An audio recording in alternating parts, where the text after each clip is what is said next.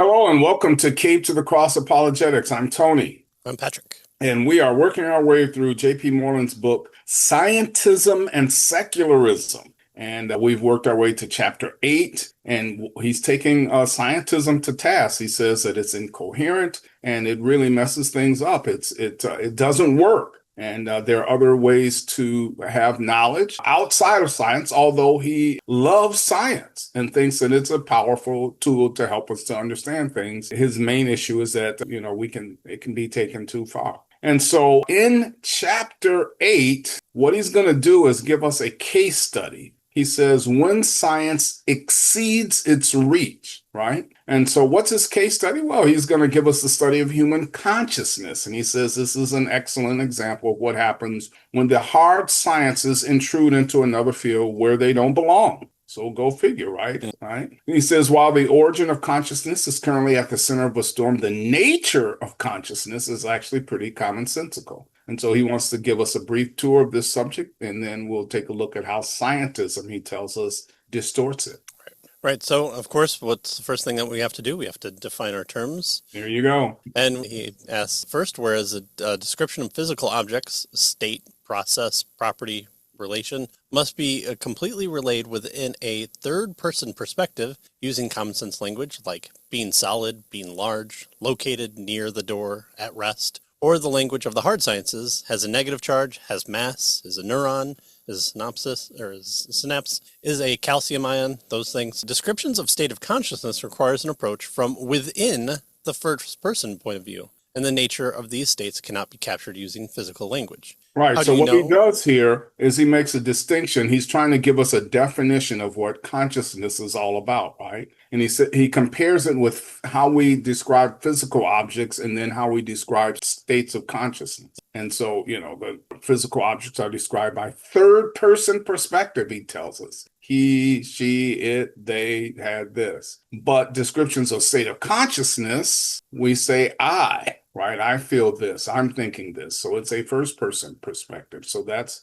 his first kind of, a little bit into trying to understand exactly what consciousness is all about. Right. When someone undergoes surgery, you can talk to the doctor and they say, we took this thing out of them and we sewed it back up and it consisted of this type of cancer cell and we removed it. And now we're just waiting for them to come out of consciousness. And we'll only know that once they tell us, right? Yeah. So there's the distinction between cancer cells versus the person.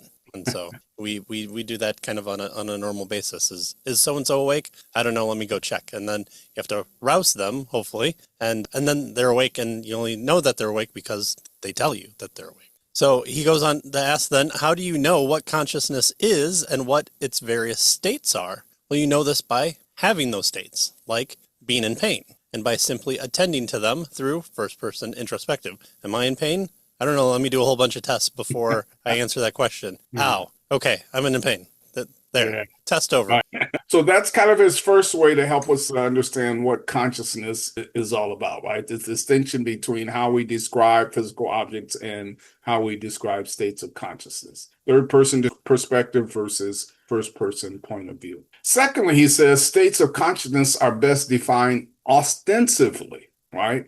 That is by citing or pointing to specific examples. He tells us, in fact, a fairly good characterization of consciousness is this. Consciousness is what you are aware of when you engage in first-person introspection, right? So that's the idea. He gives us a list of 5 kinds of conscious states that he says exist. First, there is sensation, right? This is a state of awareness or sentience, right? So, for instance, he says it's a conscious awareness of a sound or a pain, something like that, right? That's sensation. Thought is a mental semantic content that can be expressed in a sentence. So that's the belief is a person's view, accepted in various degrees of strength, of how things really are. So belief is the way we think things are. Right? That's belief. Desire, he tells us, is a certain inclination to do or have or experience certain things or to avoid them. And then active will is a choice. It's an exercise of power or endeavoring to act, usually for the sake of some purpose. So these 5 things then, sensation, thought,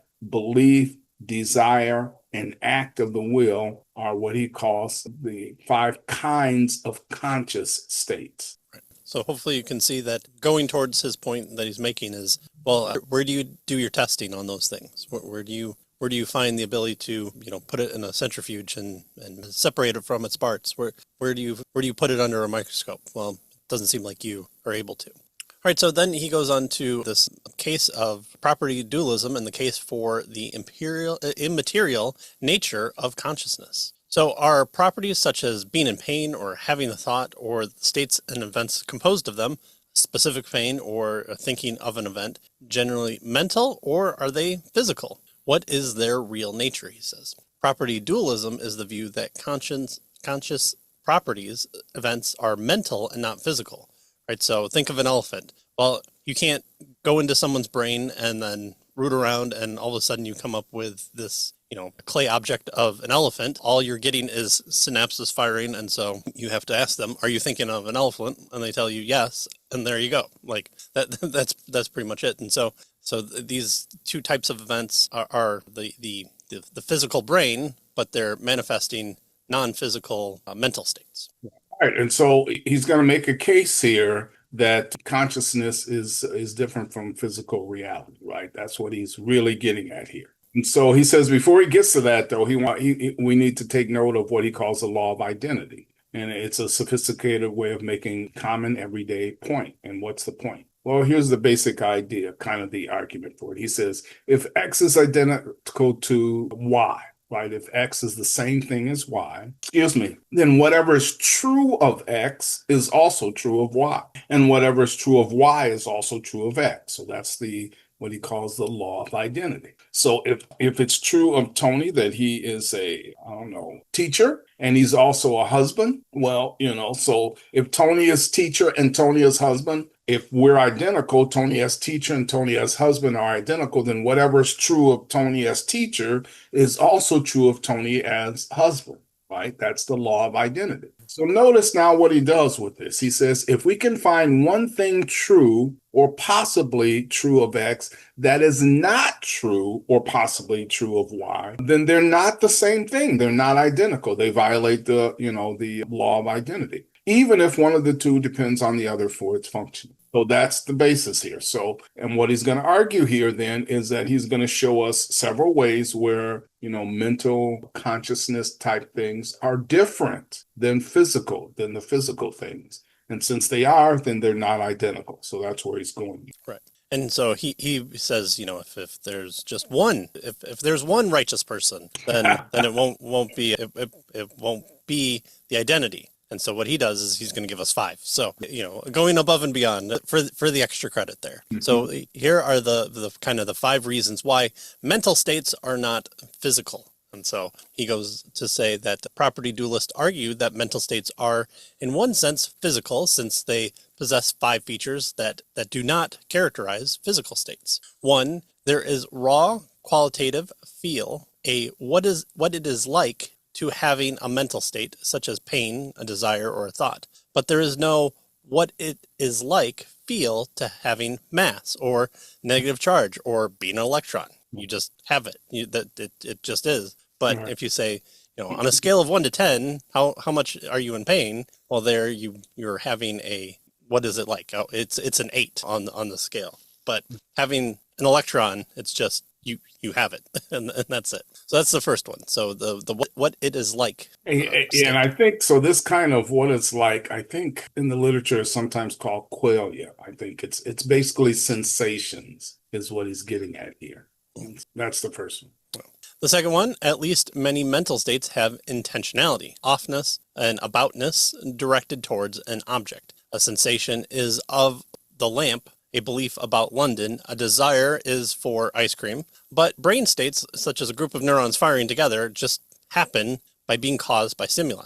They are not of or about anything, they just are. Right. So is this person thinking creatively? Well, we kind of know the area that we map the brain of the creative process. So, you may be able to kind of approximate if a person's lying by that part of the brain firing up. but that person could also be, imagining themselves back in a location. And so you can't say that with 100% certainty that these group of neurons are firing. You can just say they're firing, but you can't attribute anything about them because you're not in the person. All right.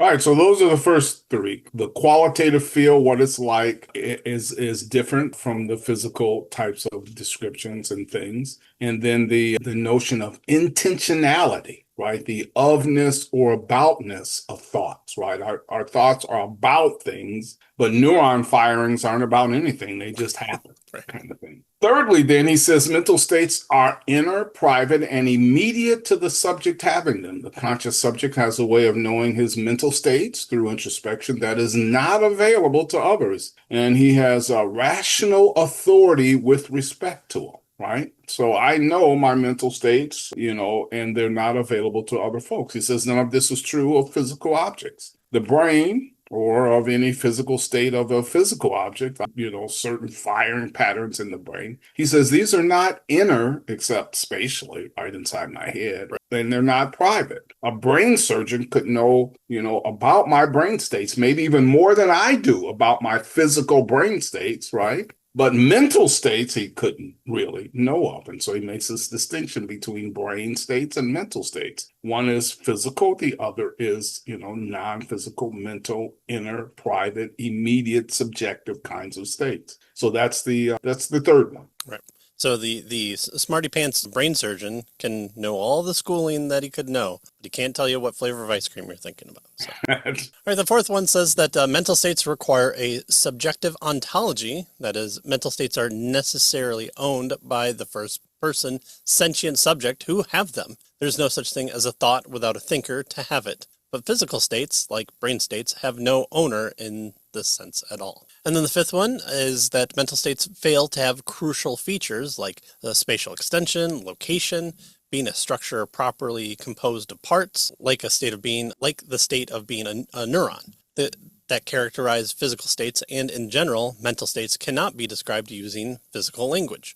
One thoughts of lunch have no geometric properties at all, no size, shape, spatial location. You can think about where your lunch might be, but someone has moved it, and there's no physical nature for that thought of, I left my lunch in the cooler. Oh, it's actually out on the table. That's right. Yeah, and you can't put thoughts in a refrigerator and freeze them and all kinds of things because they don't have those types of, features, right? So those are his five. So notice what he's done. He's given us 5 reasons why mental states are not physical. And if what he says is true, then, they're not identical. Mental states and physical states are not identical. They're 2 different things. And so now notice how he uses this. If that's the case, if mental states and physical, descriptions and things are not identical, if they're different, even though one may be dependent on the other, you can't just run in with scientific physical language and descriptions and that sort of thing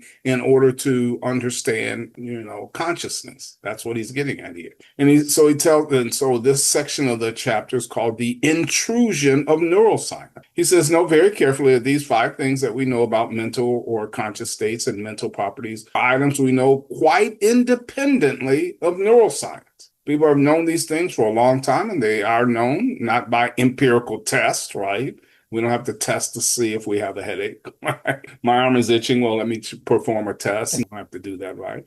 So we don't know these things by empirical tests or measurements, but by simple introspection, is what he tells us. But the intrusion of neuroscience into philosophy of mind and common sense reflection has, in his opinion, distorted the nature of our view of mental states and properties by rendering them in one way or another to be physical states and properties. And so his complaint here is that neuroscience intrudes in terms of trying to make these non-physical things have physical states and properties. And that's an intrusion that he says that doesn't work. Right. And so if you want everything to be all natural, these things are coming into the forefront of your mind And that's the problem right there, is that they're coming to your mind and not, on the laboratory tray in front of you. All right, well, motivated by scientism, specifically strong empiricism, philosophical behaviorism, for example, identified conscious states with body movements. This was a ridiculous view because, among other things, pain is inside of us and causes body movement. Pain is not a body movement of itself. What's my arm doing? It's crazy. It's trying to get away from this flame. Oh, I better pull it back. Right. Ow. And then you flinch and pull it back.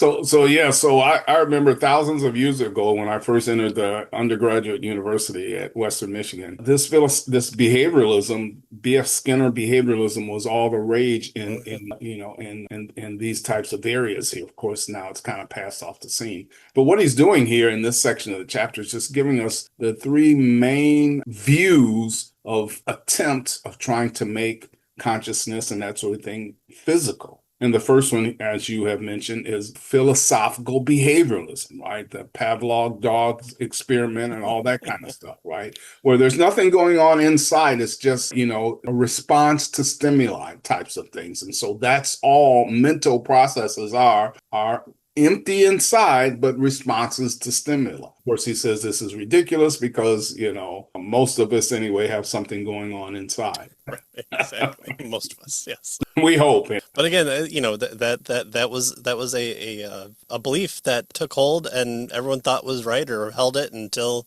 we thought about it a little bit more, and then we put it down like a new old toy. So, yeah, or an old dog. Oops, yeah. So just remember when we say in any of the sciences, we're holding to the truth. We did that before. Well, another example, what was called the type identity theory, claimed that mental properties, being in pain, were identical to physical properties, having C fibers firing. But again, this was ridiculous. Pain is a simple quality known only by first-person introspection. C fibers firing is a structural quantitative property made up of billions of cells called neurons that have electrical sparks in certain places at a certain time. Right. And so notice here's the next major theory that neuroscience have come up with. They call it the type identity theory, where the mental processes are identical to the physical processes of the brain, right? They're the same thing. And so you can reduce the mental process to a physical process is what the identity theory tries to do, right? So pain can be reduced to certain C fibers fire, right? So you try to make this reduction is the basic idea. Reduce my mental processes to physical processes, and therefore now neuroscience can describe what's going on. And of course, he says this is ridiculous because pain is simply quality known only by a first-person introspection, whereas C fiber firing is, quantitative property and, that we can describe physically. So they're two different things. Right. So that's what he's trying to get at there. Well, right? even from an evolutionary standpoint too, why didn't evolution just make these C fibers firing thing the go-to thing and only that? Why do we then have to feel pain? In fact, pain seems to be a not good survivability characteristic. I should just avoid more things. So my body should just have these neurons firing that pull me away from the fire. I shouldn't have to feel pain on top of it. I just am unable to go towards it. So there should be a greater distinction between my mental state and the physical body reacting because of the stimuli. And so evolution has done a poor job of making me more comfortable in life. Yeah. Good. All right. So we have philosophical behavioralism. We have type identity theory. The third big one, the third big neuroscientific explanation of consciousness, he says, and this is the most popular physicalist theory, is functionalism. Now, some functionalists would argue that, oh, no, we're not a physical theory. It doesn't matter what the physical thing is made of. It's just how it functions. Well, actually, it is a physical thing that you're looking at and how it's functioning, right? And so functionalism, it says that consciousness is what the brain does, how it functions, rather than something the brain has, right? Which is, the soul or the brain or the soul or whatever. So functionalism looks at what the brain does and not what the brain has. So he says, consider a pain. He says, in his view, the nature of pain is that it is the occurrence of a feeling of hurt. Now, what a pain is, feeling of hurt, is different from having a pain, right? Having a pain, or what having a pain does, or what a pain causes. And so the former is far more central to the identity of pain than the latter. So what a pain is different from having what a pain does to you. That's the distinction. Although functionalism only looks at what a pain does or what a pain causes, it doesn't look at the idea of feeling of hurt, the sensational, what I referred to earlier as the quality of the pain, right? So the functionalist view, he says, has distorted consciousness beyond recognition. Consciousness is a series of inner states that we experience. There's what it's like to be a conscious state. Conscious states may indeed be caused, he tells us, by bodily inputs and may cause bodily outputs. But what consciousness is not what it does, right? So functionalism tries to explain consciousness by explaining what the thing is doing as opposed to what it is. And so that's the problem that he's having with functionalists. He says physicalists, however, who are functionalists have wanted to identify consciousness with what the brain does because that makes, obviously, conscious physical. And so the brain movements caused by the pain. So, but it doesn't seem to work. That's what he's getting at. Yeah. So the big three, then, he suggested, have failed in terms of their explanation of consciousness. Psychological or behavioralism, identity theory, functionalism, all he suggests are missing the mark with regard to consciousness. Right. Yeah, and you definitely don't want a doctor of functionalists because you could be writhing in pain in front of them, and all they care about is what's going on with your broken arm, not trying to calm you for that broken arm. So. Mm-hmm. Stay away from those doctors. All right, so in this way, functionalism, doing with philosophical behaviorism and the type identity theory, have seriously distorted the nature of consciousness. Who knew? Describing something at an uncharacteristic level would muddy the waters some.